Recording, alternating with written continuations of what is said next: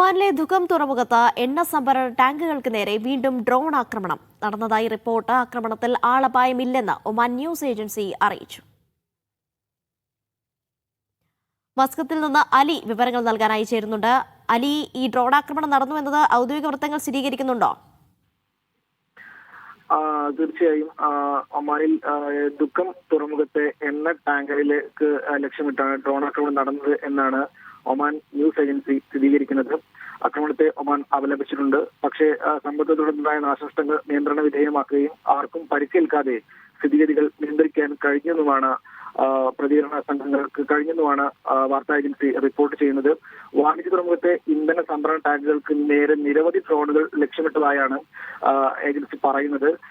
ഇതിൽ തന്നെ ഒരു ടാങ്കിൽ ഡ്രോൺ ഇടിക്കുകയും ചെറിയ രീതിയിലുള്ള നാശനഷ്ടങ്ങൾ ഉണ്ടാവുകയും പക്ഷേ ആളപായങ്ങളൊന്നും രേഖപ്പെടുത്തിയിട്ടില്ലെന്നും ഏജൻസി പറയുന്നുണ്ട്.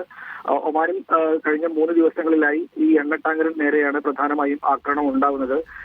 ഇന്നലെ ഒരു എണ്ണ ടാങ്കറിന് നേരെ ഉണ്ടായ ആക്രമണത്തിൽ ഒരു ഇന്ത്യൻ പൗരൻ മരിക്കുകയും അതിന് തൊട്ടടുത്ത ദിവസം മുമ്പ് കസബിൽ നടന്ന എണ്ണ ടാങ്കിന് നേരെയുള്ള ആക്രമണത്തിൽ 2 ഇന്ത്യൻ പൗരന്മാരെ കാണാതാവുകയും അവർ മരിച്ചതായി സ്ഥിരീകരിക്കാത്ത റിപ്പോർട്ടുകളും വരുന്നുണ്ട്.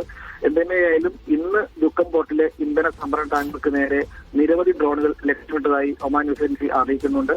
പക്ഷേ വലിയ പരിക്കുകളോ നാശനഷ്ടങ്ങളോ ഒന്നും റിപ്പോർട്ട് ചെയ്യുന്നില്ല. ആളപായങ്ങളൊന്നും റിപ്പോർട്ട് ചെയ്തിട്ടില്ല. സിറിയൻ അടിസ്ഥാന സൗകര്യങ്ങൾക്കെതിരെ ആക്രമണത്തെയും ഒമാൻ അപലപിച്ചിട്ടുണ്ട്. ഇതിനുള്ള അന്വേഷണവും ഒമാൻ പ്രഖ്യാപിച്ചിട്ടുണ്ട്. ശരി, അലിയാണ് വിവരങ്ങൾ നൽകിയത്.